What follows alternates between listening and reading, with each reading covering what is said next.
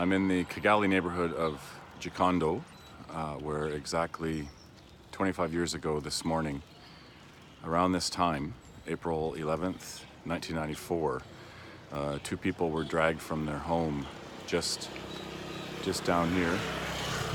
Gabriel Kagaba and his daughter Justine Mukangango were taken from their home by death squads, dragged up here on the street where there were already piles of bodies of others who had been killed earlier that morning, and eventually they were beaten to death. That was in the first week of the events that we now recognize was a genocide. 25 years ago, this road was a dirt path. Since then, it's been paved and built up. What matters most about this point and this moment is that 25 years ago, those two deaths were captured in news footage. A British journalist, a man named Nick Hughes, was just across the valley on the roof of a building called the French School. And Nick was there because there were Belgian troops there. It was a safe place to be with his camera. And he was shooting across, down into the valley. I'll try to post the footage so you can see it as well.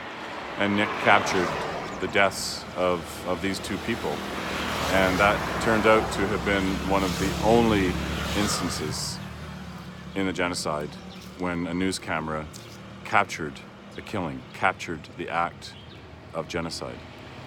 Now, Nick had no way of knowing at the time who the victims of the killing were. Certainly the circumstances wouldn't allow him to go down and ask.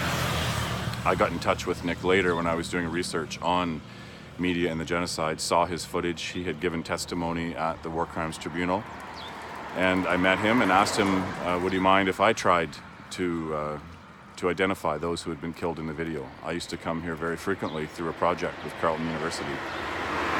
So I came to the street, to this spot, sometime in 2008 with a Rwandan filmmaker, a guy named Eric Kabira.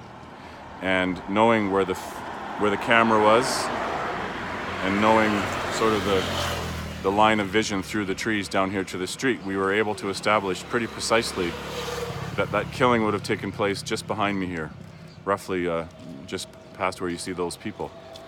And so we began to knock on doors and ask if there were any eyewitnesses.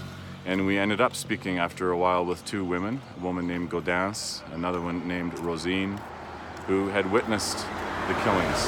They had witnessed these two people crouching in the street, the father, Gabriel, praying, reaching out with his arms. And they witnessed their killings. And they described that in great detail. And then when I showed them the video that existed, they had even more vivid recollections of what had happened that day. And they took me to meet the survivor, Rosalie, the woman who I will see later today, who lost her husband and her daughter that day. I don't think I can stress enough the importance of this video. It's always been remarkable to me that at a time when close to 1 million people were killed in broad daylight here over the space of 100 days, there is literally only one or two instances of a death being captured by news footage. And to me, that speaks volumes. We weren't here, we weren't watching, and we didn't care. And for some time at least, we really kind of missed the story of what was happening in Rwanda. Even when we had footage like that taken by Nick Hughes, which showed us in plain sight that genocide was taking place. So this is really one of the main reasons I wanted to visit Rwanda on this 25th anniversary, to come to this spot, exactly the moment when that footage was being taken. 25 years ago, it was a gray, drizzly day. This year, people are quite amazed at how sunny and bright it is all the time. 25 years ago, it rained almost every day in April. So this is an important place to be, and I'll be going directly from here to the memorial site where the Kagaba family will be remembering their loss from 25 years ago here.